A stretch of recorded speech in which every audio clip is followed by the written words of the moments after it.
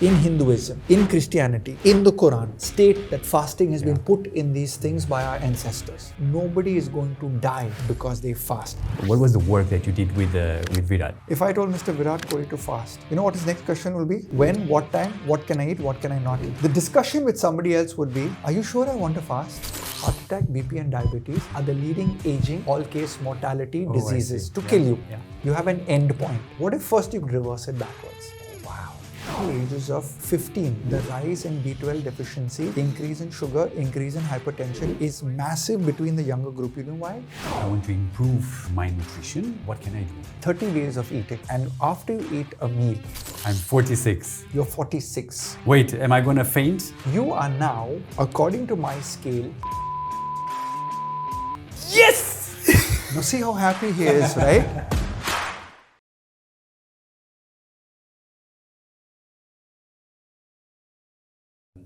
In your website, you mentioned that all diets, they are bound to fail. What do you mean about that? So I plan to write a book called The Death of Diets. I don't know when I'm going to get started on that. But when I started Qua Nutrition Clinics where I practice, right? And I had finished a management degree. I was a business head for a South Indian pharmaceutical company. And I decided that every time I built these sales team, I had more nutritionists and dietitians in them, right? And then I realized, oh my dear, I need to have more nutritionists telling people about their diets. What I found out was, when we tried to make a template of a single diet chart and put it on an athlete, put it on a tuition teacher, put it on a rickshaw driver, put it on whoever, we'd always get calls and brickbats 2 weeks later that this diet doesn't work. So obviously I used to love working with Excel and numbers. And I would see that when we tailor-made the nutrition plan, what I use as a word today called bio-individuality, or you find the genetic or the microbiome code. If you don't have to do the testing, you try and ask the person what agrees or does not agree with them. And you tailor make it to that person, the success of the diet plan gets very, very powerful. So the problem in today's world is when people want to become famous, people like me want to become famous, is we write a book, you follow a diet. Or people go through the pandemic and everyone doesn't have time to cook an extra meal because they're too lazy, because all this while their cooks or their domestic help was doing it. And so they'd skip breakfast so that you just go straight to lunch or dinner. And that's how intermittent fasting happened, and everyone found out that they lost weight. But does intermittent fasting work for everyone? So only those who it worked for started jumping from the treetops. Yeah, it works. Yeah, it works. But there were the silent ones who were like, dude, this really doesn't work. I gotta eat 3 meals a day. So diets per se, when followed from somebody else's advice, are bound to fail unless they're prescribed to your bio-individuality. Blood test, genetic test, microbiome test. Or very simple, I just tell people who cannot afford a diet, sit down and make an analysis of 30 days of eating. And after you eat a meal, how did that meal feel at that moment? 3 hours later, 6 hours later, and the next morning when you're taking a dump. And rate yourself on 1 to 10. 10 means you're in heaven at each moment. So even the next day when you poop, if you're feeling good, then whatever you ate is thumbs up for you.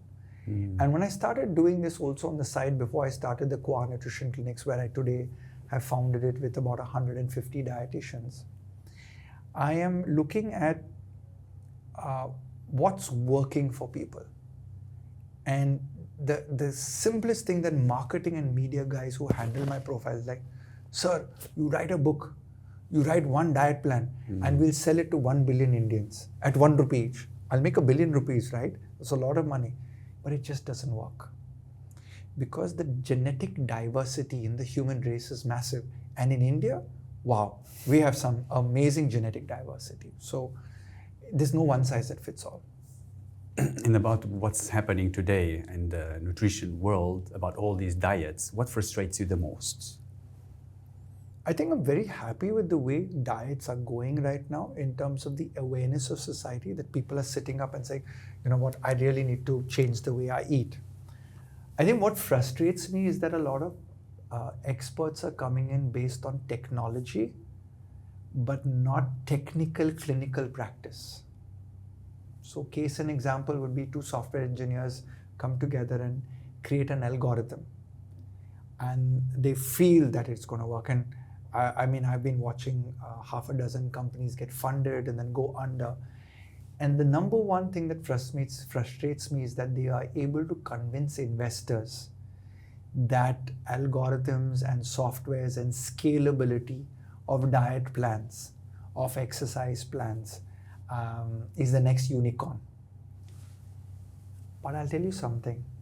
You take, you're from Portugal, you take your family, vis-a-vis reading it off a computer versus a doctor or sitting down with somebody, even your next door neighbor, and them telling you what to do, has got a greater connect to behavioral modification. Tell me more. Behavioral modification means, Rodrigo, I want you to eat one amla every morning. Amla is called the Indian gooseberry. Yeah. Finally have one fruit with the name Indian before it. Okay, so Indian gooseberry. Everybody out there, no amla anymore. For global audience, we have called the greatest antioxidant food on the planet, which is called the Indian gooseberry. It's astringent, Yeah. a little bit bitter, and nobody in the right mind will eat an Indian gooseberry. So we've got to pickle it, we've got to put oil in it, we've got sugar in it. But it actually reduces your cholesterol basis points massively, 10 to 30 points. So I start prescribing amla powder to people. But the problem over here is that behavioral modification will happen not by seeing it on an app or an exercise wearable, or I see some celebrity doing it. It will happen is when you're getting wise counsel from somebody. And hopefully over multiple exposures, your behavior will be modified. Because you've been taught to eat out of love and culture.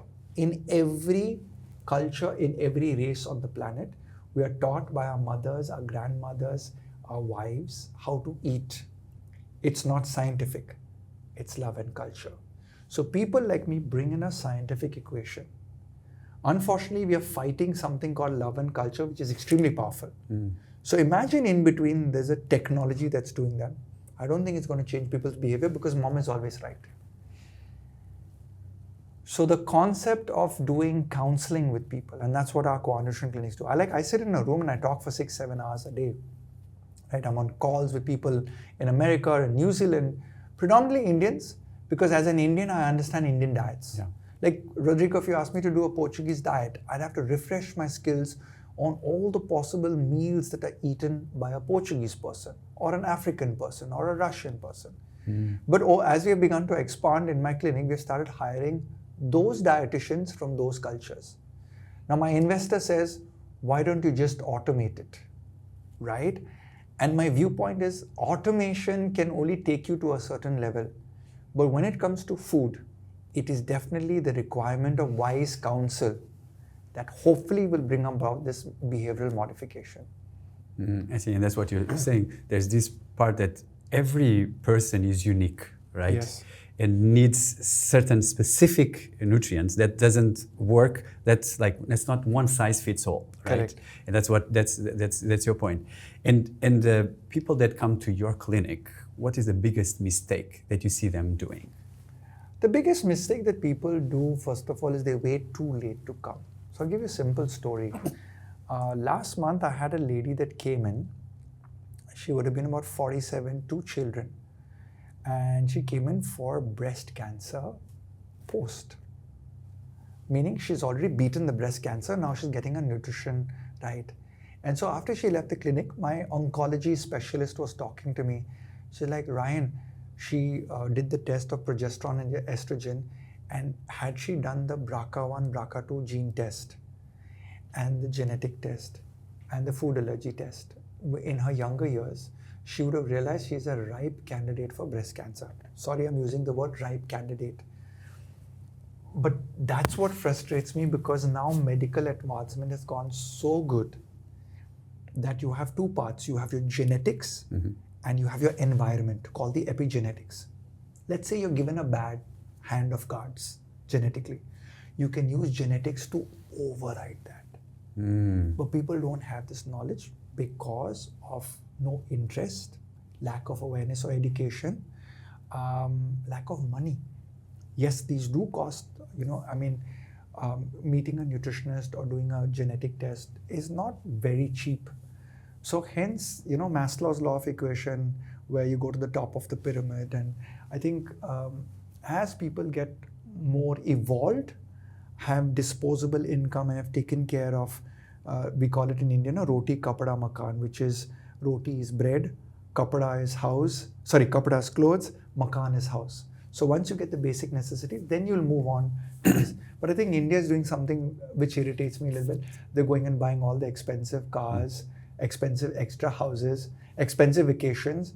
Then they get sick and then they decide to change the nutrition. So that is where we are very appreciative of people, especially the youngsters between 20 and 40 who come to our clinic. So the moment they come in, you're like, okay, you got some medical problem. And if the person says, I have no medical problem, you're like, yeah, man. This is the type of person you want in society. Because Rodrigo, think about it, right? India, the country that I am from, has the largest population. We will have the largest workforce in the world, which is going to be the youngest workforce in the world, but we're going to have the sickest population in the world. We're the capital of diabetes, the capital of cancer, capital of heart disease, capital of BP. About 1.6 billion, right? Yeah. So you're going to be the capital. And if you look at all of this, most of it is driven by lifestyle diseases. Pick out the word lifestyle. So your life has some sensible style in it or really irrational style in it. So people are living to eat or eating to live. They need to figure that out. And for me as a nutritionist, well, I've made this my profession. My profession started as a sports nutritionist, where I helped athletes win medals. But in the process of helping athletes win medals, I realized that the more affluent people also wanted to win medals, but their medal of winning is their life, right? Yeah. And you actually see this with very elite people. And I'm not being elitist over here, but I'm just sharing with you the people that walk into our clinic.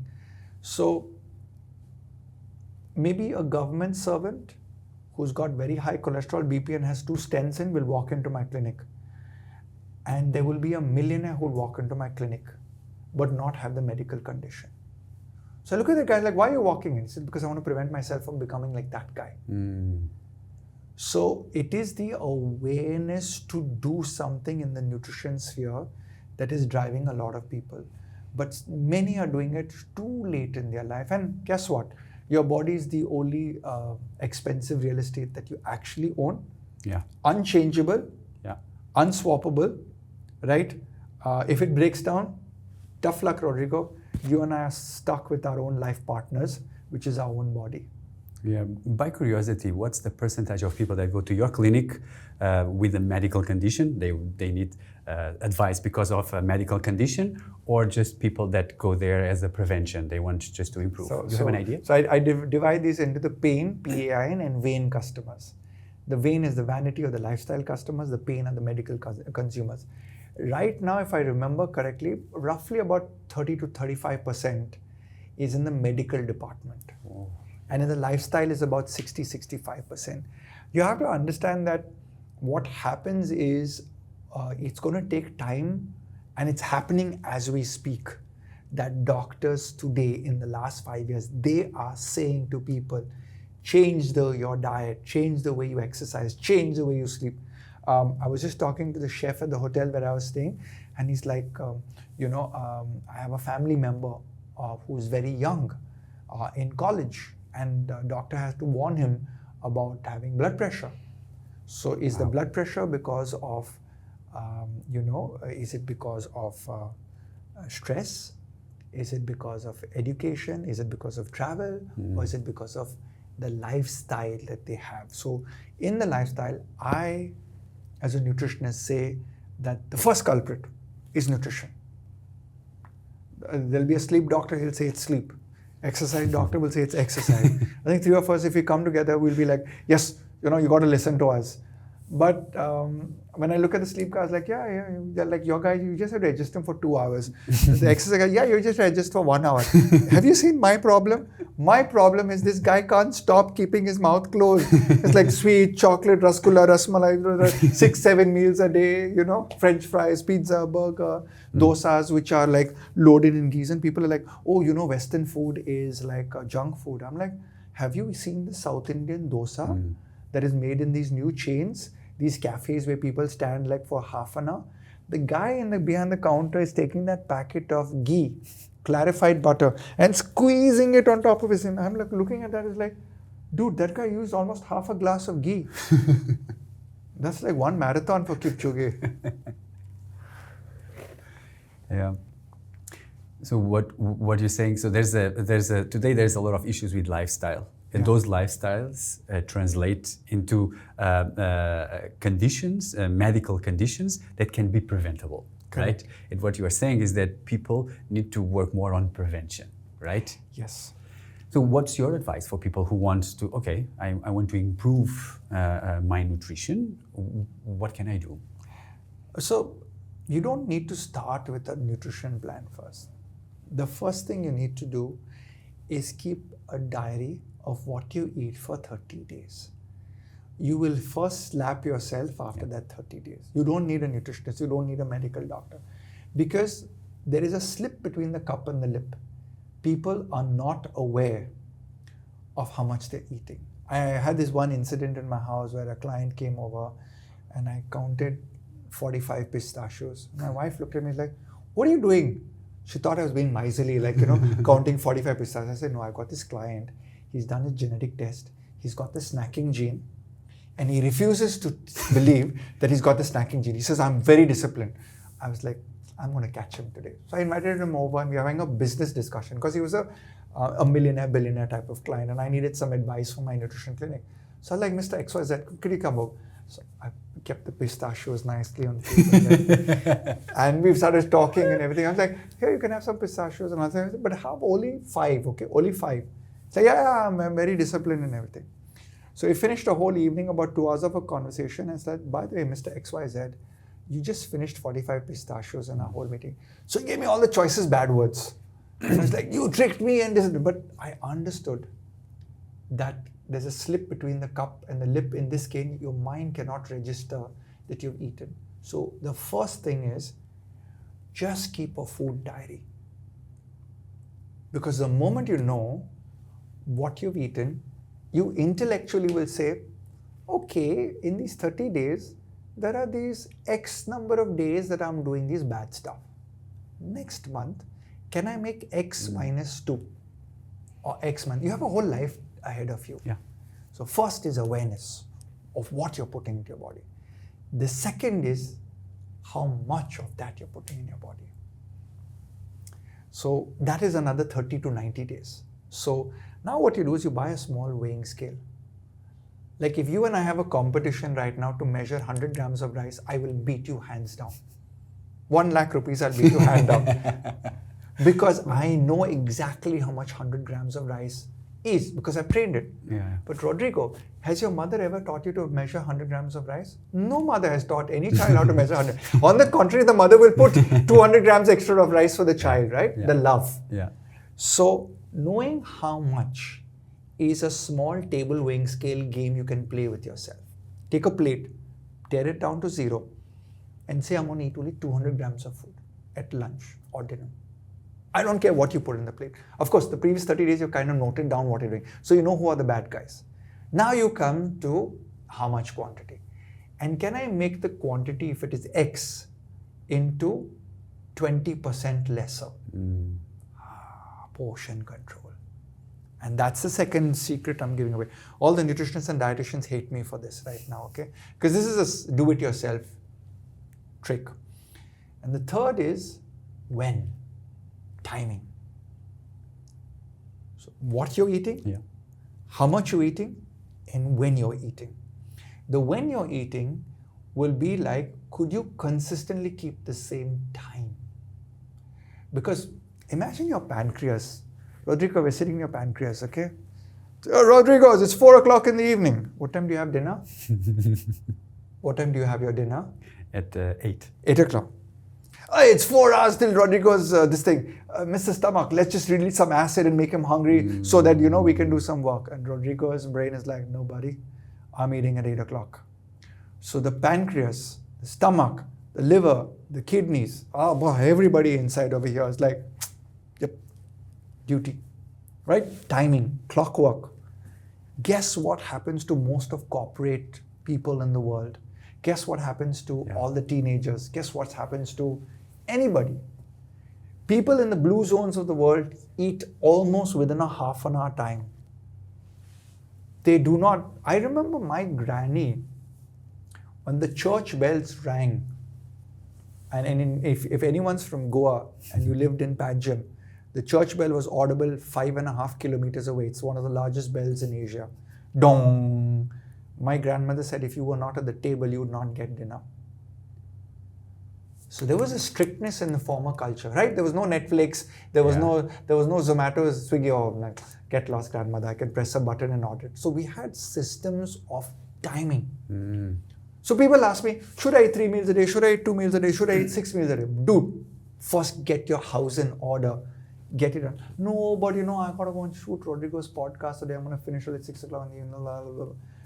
So life has become an excuse today, and as a result, diet is the second mistress to your excuses.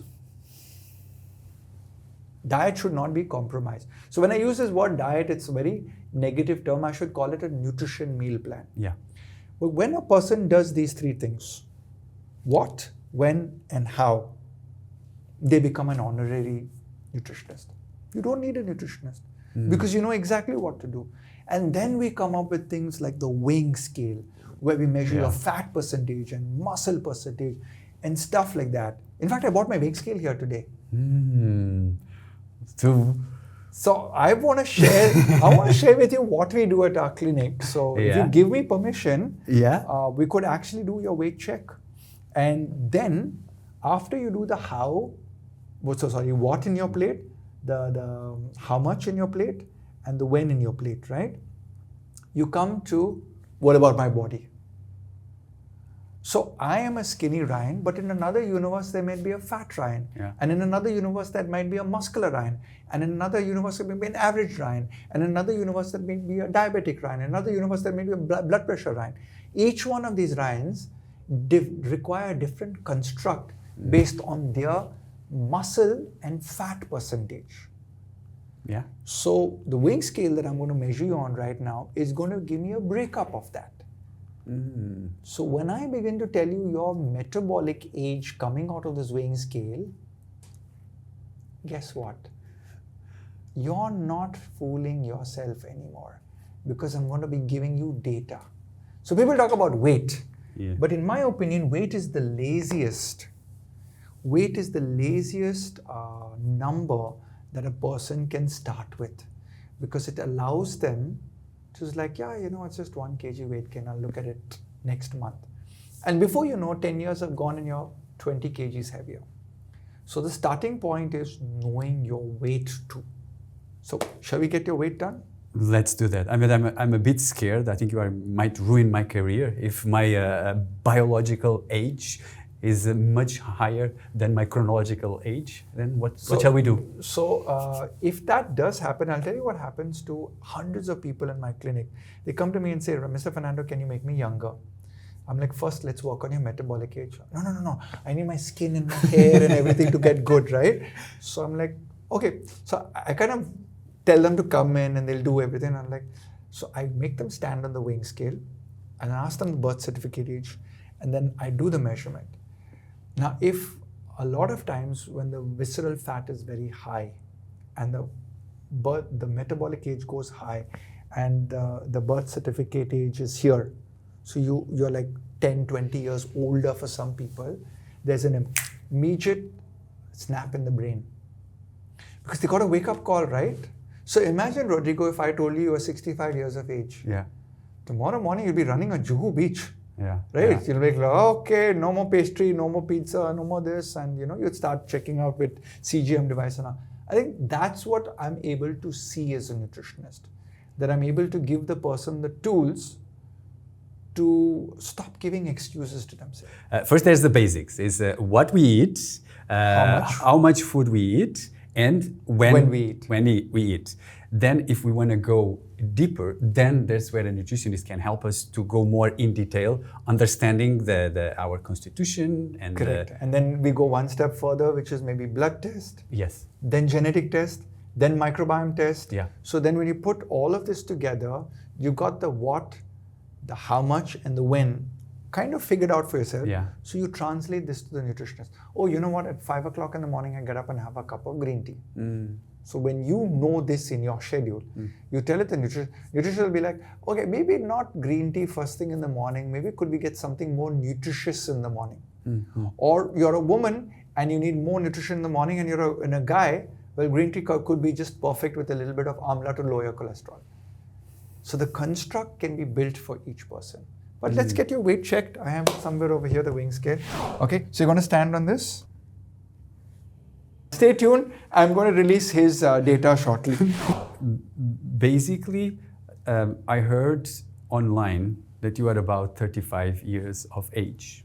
That's my metabolic age. Tell me the difference between your metabolic age and your chronological age. So metabolic age is a function of your visceral fat and body fat percentage. So a lot of these weighing scales are able to tell us our metabolic age.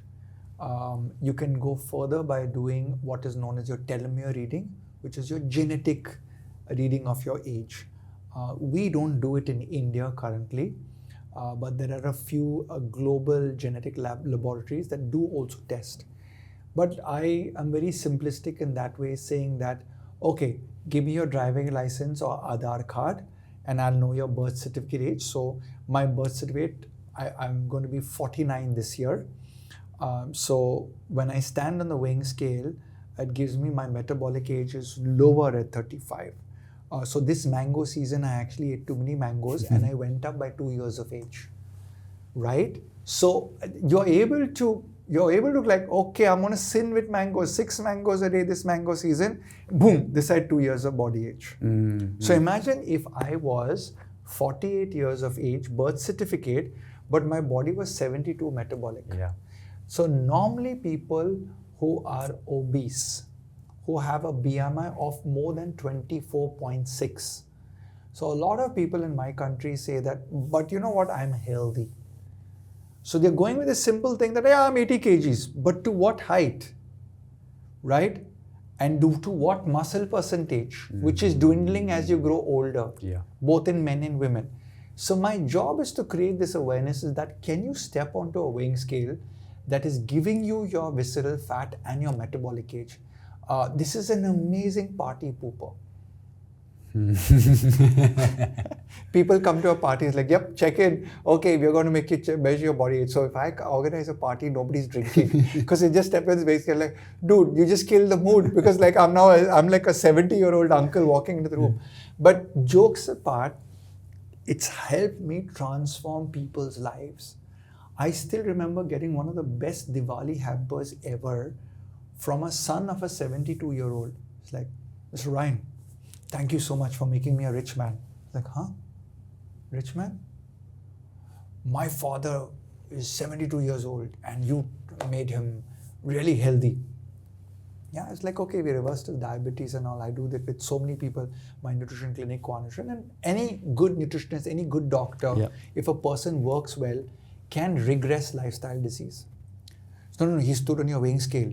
When he stood on it, he was 72 years of birth certificate age and 72 years of body age. So he was very proud. But as he worked with you, you brought his age down to 60 years of age in 1 year. So now my father is a consultant and earns X amount of rupees every year. So suddenly you made him 10x richer. Yeah. So the reason for lowering your metabolic age is to be productive through your entire life. One, you look good, but two, by being 34 years of age, I will get up in the morning and work out. I will watch. So I was on the flight today and there was eggs and there was sausages and there was chole and there was everything. And when you travel in business class, it's like, The spread is like a buffet. And I was like, can I have a fruit platter, please?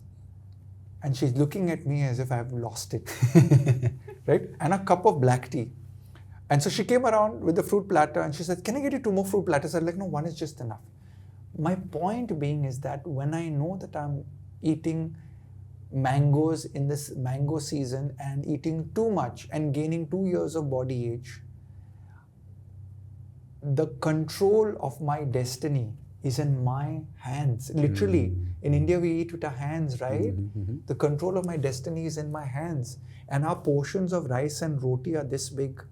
Our portion of dal is this much. Our portion of vegetables is only this much. So I tell people, make your rice and roti this much. Make your dal a little bit more and make your vegetables, sabzi as we call it, this much big.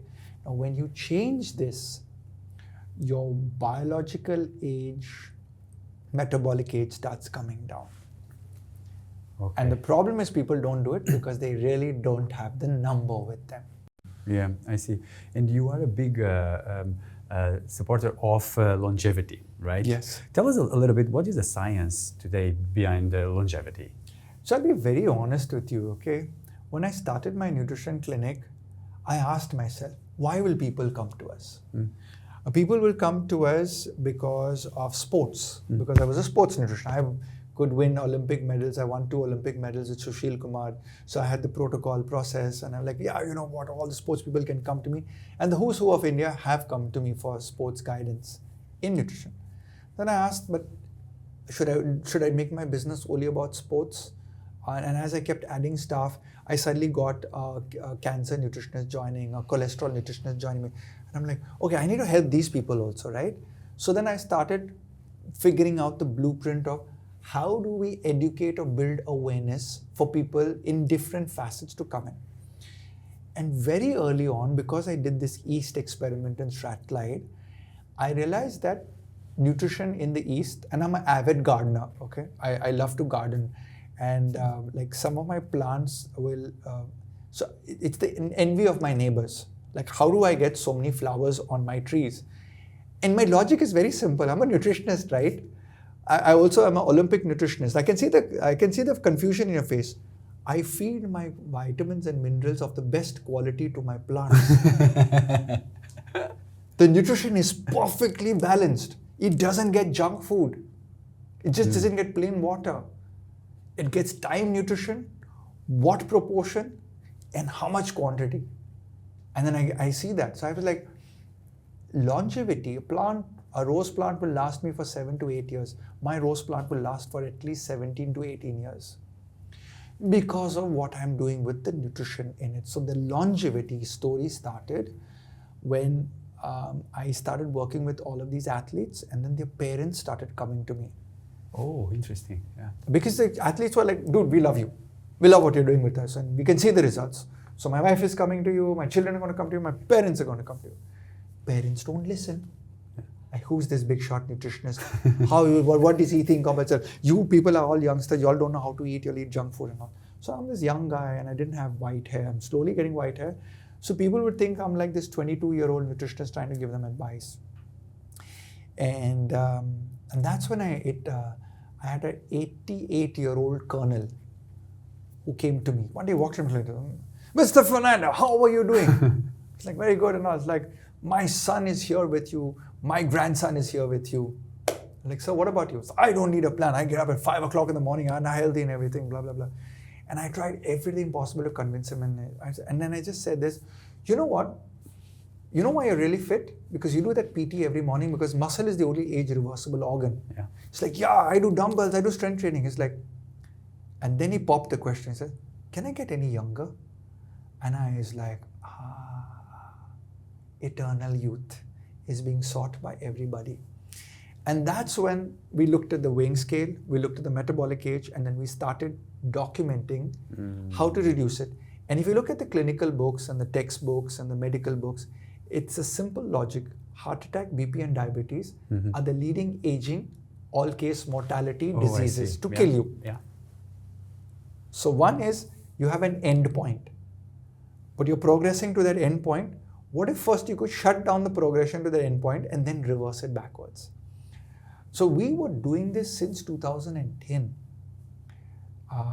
Thankfully, Brian Johnson has come on the scene, Dave Asprey has come on the scene, and because internet content is all pervasive across the planet, the benefit is trickled that the evolved Indian is watching this. So now they're picking up the phone and like, I want to look younger. And we know it's related to our diet. We know it's related to our food. I'm fat.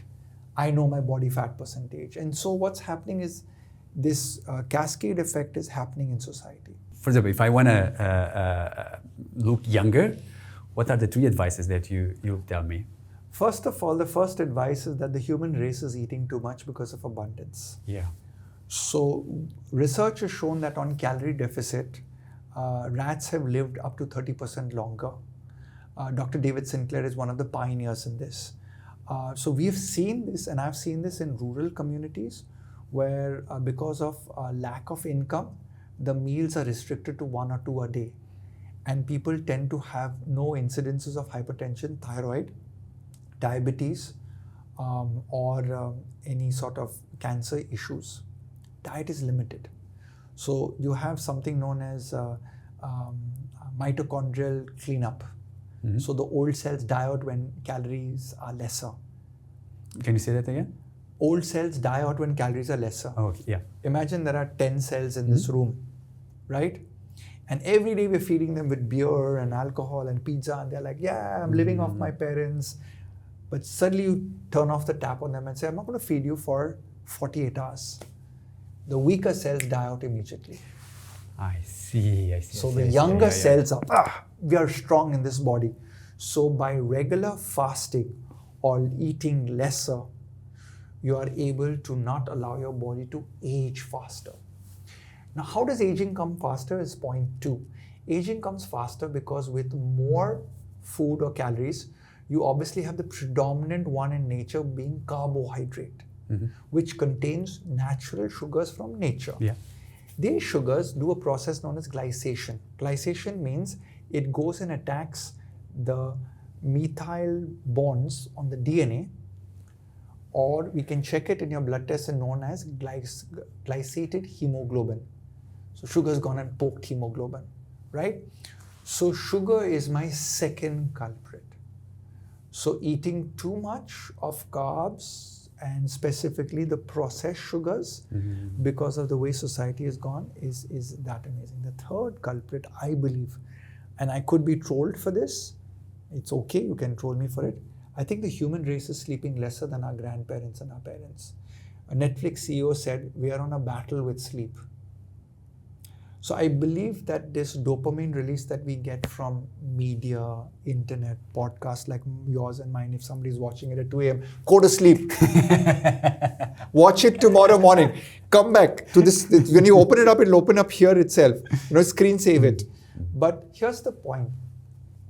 Because of the lack of sleep, what is sleep? Sleep is rejuvenation. Sleep is the release of all the possible chemicals that will help you rejuvenate. Now, I'll share a study with you that I had an aha moment. So there was this university in the Scandinavian countries, Uppsala University, okay? In Sweden. In Sweden, okay? You know about it? I just memorized Uppsala, so you know it's Scandinavia. Because it was sent to me by my friend, Dr. Shane Criado, who's one of the leading sleep scientists in the world and psychologist for sports performance and athletes through sleep. So he sent me the study because I was very interested in reading it and I was interviewing him. She said, Ryan, read this study. So I read the study. So the study took people and on the weekends told them to have junk food, right? And they monitored the calories and they monitored the sleep, that is the duration of the sleep and the type of sleep. Okay. Right? So I read the study and then they came to the conclusion that junk food does not affect the duration of the sleep and all. But somewhere in that study, I saw it affects the SWS sleep being shorter. I was like, Olympic medal. What is the SWS? Sine wave sleep. Sine wave sleep is in the first hours of the morning. Most humans at 8 hours of sleep will get 2 hours of SWS sleep. If you eat junk food, this reduces down. So now people will ask me, why did Ryan jump up on his chair? SWS, sleep, is responsible for your growth hormone release in the human body. Okay. Is it a REM? Or it's No. different? That is rapid eye movement. That comes in later. Okay. That comes in later. So because I read this study, so I know Super interesting. Yeah. I know that I want my athlete to win a medal. Yeah. So he's constantly hurt and aching, and I was like, Ryan, I need recovery. I was like, okay, let's look at your data of your sleep. So we were all these exercises. Oh, SWS sleep. You didn't sleep on time. You didn't get enough of sleep. So get it more. But this study in Uppsala talked about junk food. Rodrigo, what does the human race do on Friday, Saturday, and Sunday? We eat junk food, a lot of it. We go out, we celebrate. And what happens when you turn up on work on Monday and Tuesday? And the effects in the study listed, it lasted up to 2 days. Oh, wow. So I've banned all my athletes from eating out on Saturday, Sunday, because their performance is going to be crappy on Monday, Tuesday. But this is Olympic level athletes. The human race does not want to know about this. And so your aging comes from your sleep. And I'm silently slipping in over there. The junk food is causing you to age faster because you're not getting your beauty sleep. SWS, beauty, meaning I release the beauty cells, the rejuvenation, the growth hormone, the stem cells. So for me, that was like, wow, I'm going to get myself not eating so much of junk food. I'm going to try and get my 8 hours of sleep. I'm going to try and get lesser sugar in my diet. I'm going to try and eat lesser or fast a little bit more. And these are the main components towards longevity.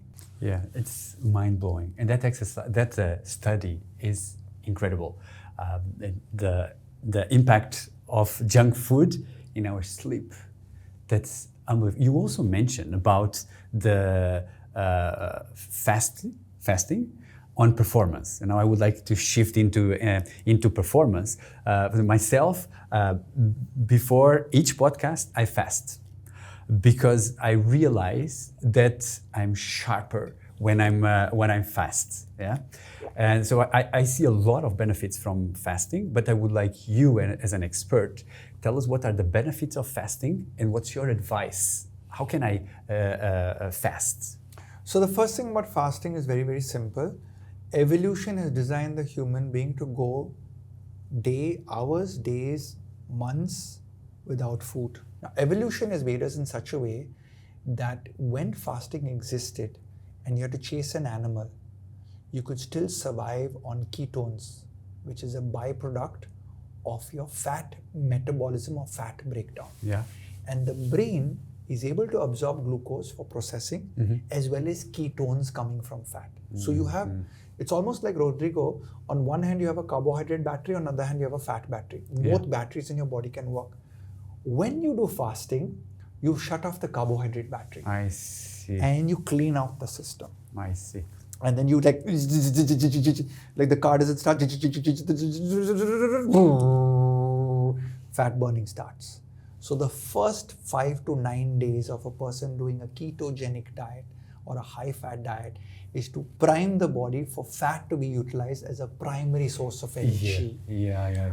However, when people do short stints of fasting, you will still give out ketones and you'll see sense of clarity, but you may have an underlying wave of headaches or grumpiness or irritation if you live a diet of high carbohydrate, which is why a balanced meal is perfect. To not go into those ups and downs when you do intermittent type of fasting, which is, when I have a podcast, I do fasting. You want to be like every day. Remember my thing about timing? Yeah. Every day my podcasts are at 4 o'clock in the evening. So I'm going to fast till 3 o'clock in the afternoon. I'll do my podcast and then I have my 1 meal a day, OMAD. So I don't go into too much of carbohydrates. So there are various 1 meal a day, 2 meal a day, intermittent fasting. Various things are there. But nobody is going to die because they fast. In fact, they will live longer. And in our scriptures in India, in Hinduism, in Christianity, in the Quran, state that fasting has been put in these things by our ancestors. Yeah. The thing is, common day man, we're all become lazy practitioners of spirituality. But it's difficult. It's difficult because it's more pleasurable to eat. You need a certain level of evolution up here to be able to fast. Yes, there are conditions where you should not fast. If you're diabetic, go meet a medical nutritionist to learn the art of fasting.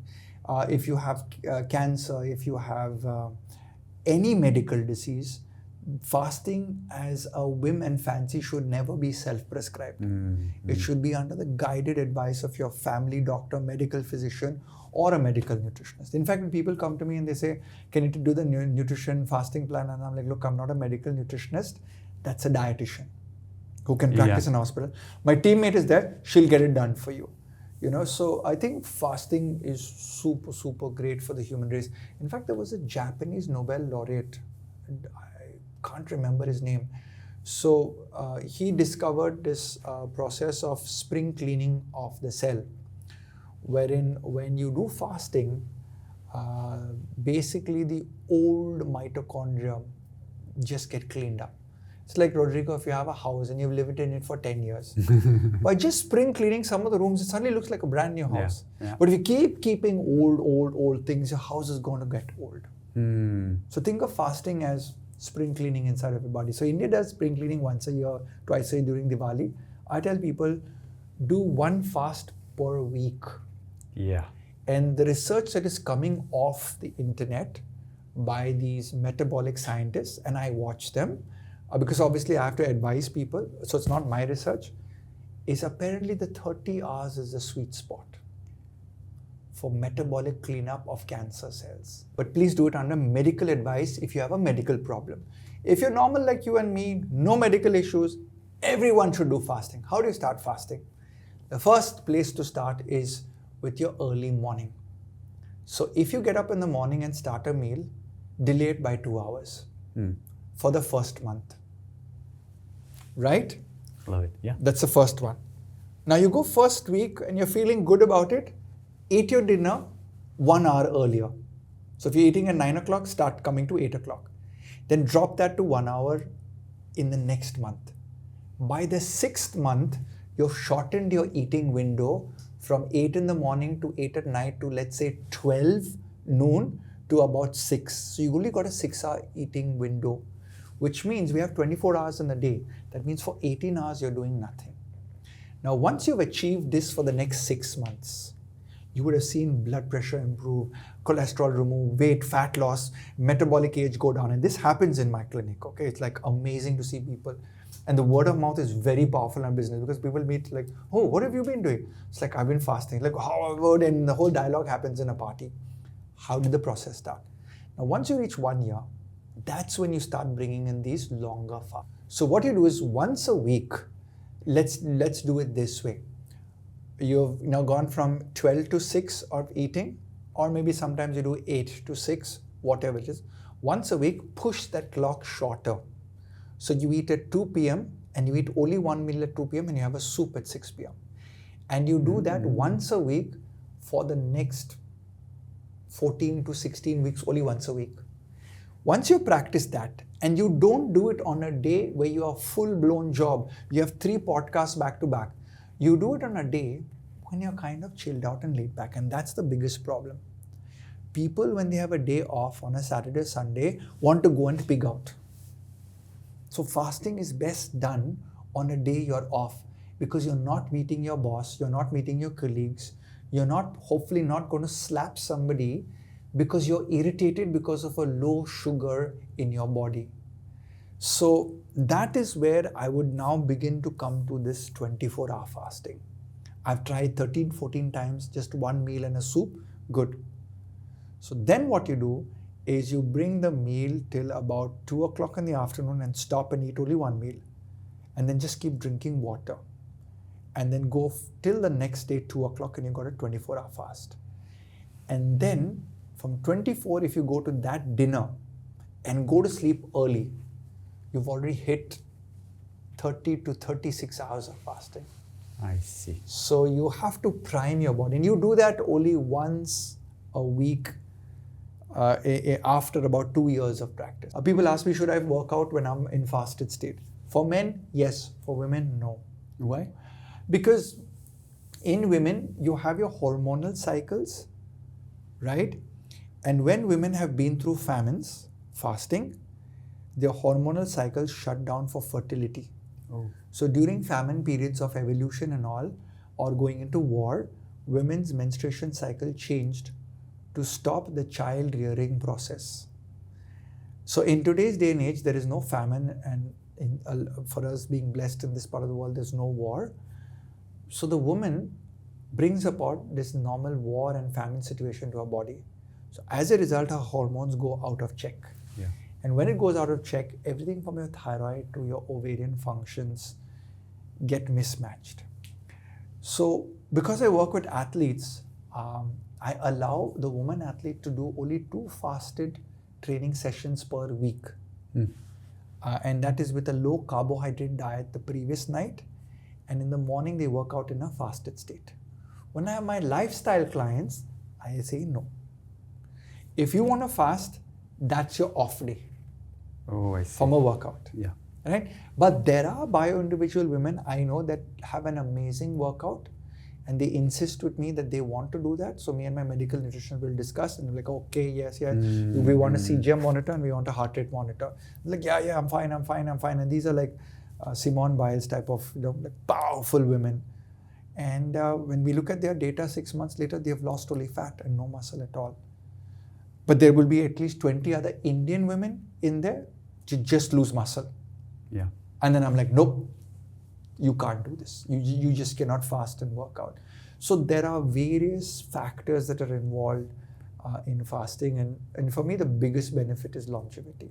Absolutely longevity.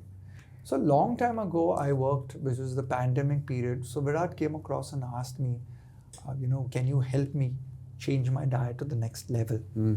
Obviously, being an Olympic level sports nutritionist, when you meet somebody like Virat Kohli, he's already at the highest level of his game, technical brilliance, right?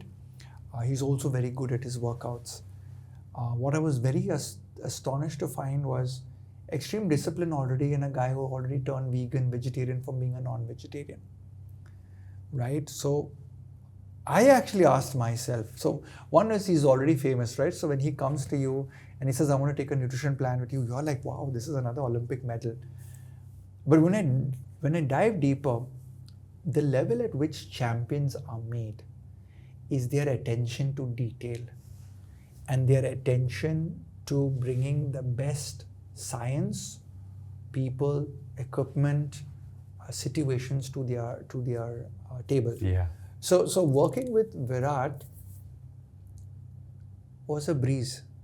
Why do I say this? Because when I work with a lot of athletes, it's a nightmare. See, food is very personal.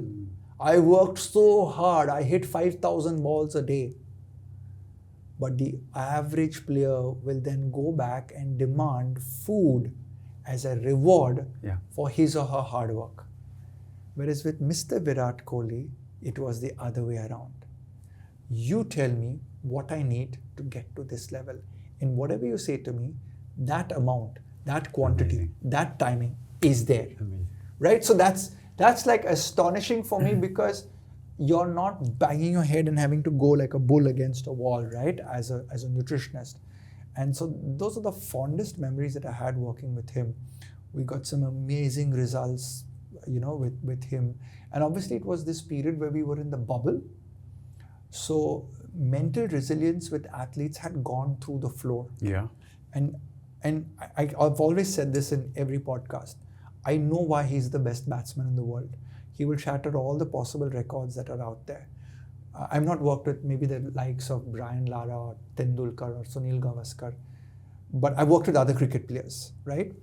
And I'm able to see that it was not the nutrition, but it was the sense of ownership to the process of becoming the greatest. Again, nobody's ever asked me such a detailed question.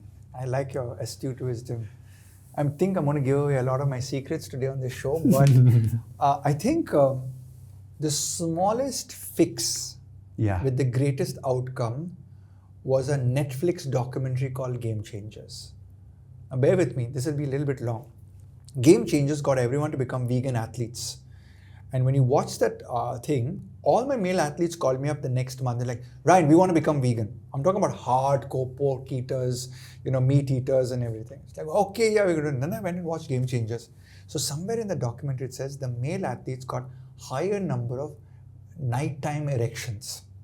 So all my young mate athletes were like, oh yeah, I want this.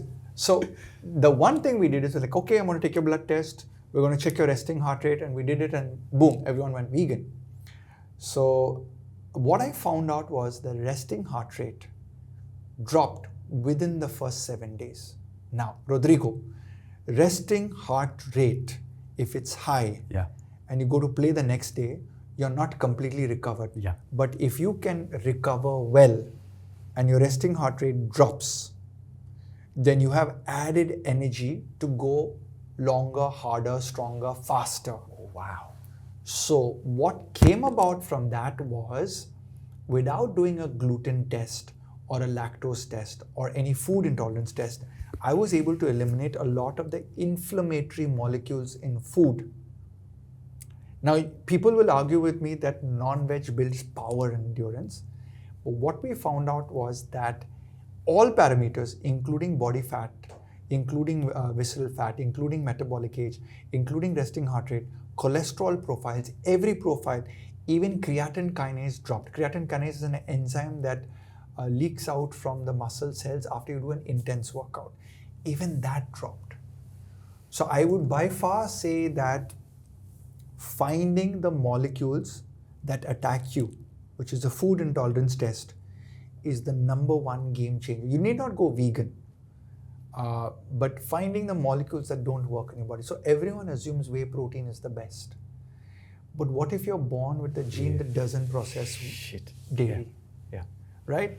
So you have millions of athletes who take whey protein because we nutritionists, we sports exercise physiologists, we food scientists have said that the protein digestibility corrected amino acid score, PDCASS, it's a measure. Biological value, it's a measure. PER, protein efficiency ratio, these are terms that you know about because you worked in a protein company, are the highest in whey protein, right? So by hands down, it is the Virat Kohli of protein. But would you want to play that protein in your team, your human body, if it didn't gel with you?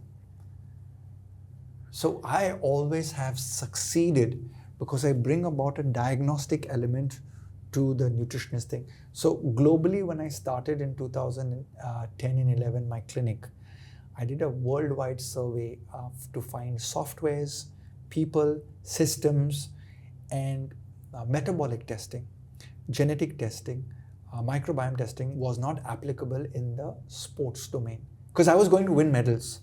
I'd already won my first bronze medal with Sushil Kumar. So my mandate was, how do I make him win a gold medal, right? And all the cricketers were coming to me. So how do I make these guys score more runs, sleep better, focus better, train longer? And nobody talks about the longevity in an athlete. Djokovic is an example. Leander Pace is an example. Roger Federer is an example of people who have played beyond their years. And if you do enough of digging with them on all their shows, on all their books, you will find out that their discipline, and one of the key components in that discipline is the ability to not be led by the taste bud. And that makes an elite athlete, that makes a billionaire become ageless. The dependence on your taste buds to dictate your destiny. Right, your answer was mind-blowing. So basically, it's about you need to understand your body, which is unique for each person, and give what your body needs. And you need to be very disciplined with your bud tastes, right? Yeah. Good. We're coming to the end, and I think one last question. I think people understood now a lot about the importance of nutrition. You gave some advices, but now to round up, like people who want to know, like on a normal day, about what to eat, how much to eat, and when to eat. What is your advice? So if I can put this into a nutshell without anyone coming to me for nutrition advice, on what to eat, I would pick a few foods that are very, very important to add in your life, merely because maybe you don't have the time or bandwidth at this point in your life. So I would definitely go with amla or the Indian gooseberry to be added to your diet. It's really powerful in terms of what to add to your diet. There is moringa or drumstick. In my opinion, I actually have grown it on my terrace, and I live on the third floor, and it's a massive tree. So my wife and me had an argument about the big planter pot, which is about half the size of your studio, on how I had to crane lift it up into the building and everything. But that's another story on another day. Moringa is the most powerful of all the plants on the human planet, in my opinion, and that's why I'm growing it. It's amazing because it helps in anemia, in cancer nutrition, in cholesterol management, in pregnancy cases. So it is like Moringa is like a Virat Kohli, basically. It's like, wow, an amazing athlete. In addition to this, goji berries are known for anti-aging. There is an algae that grows in the ocean. It's called, I don't know if it's an algae or a cyanobacteria or something. It's called astaxanthin. If I had a daughter, I would have named her astaxanthin. It's the most powerful. Anywhere from 3 to 6 milligrams is brilliant in terms of anti-aging, cleaning up the body, cellular rejuvenation, and just disease form. But please take your doctor's advice on any of these recommendations in their nutritional supplements. In addition to this, in the what domain, I would turn it on its head and say, I'm not a huge fan of dairy unless you get tested and you get a thumbs up for dairy. Because I feel that the calorie requirement of it hurts the human body as you grow older. And magnesium as a salt, specifically as a supplement, is amazing.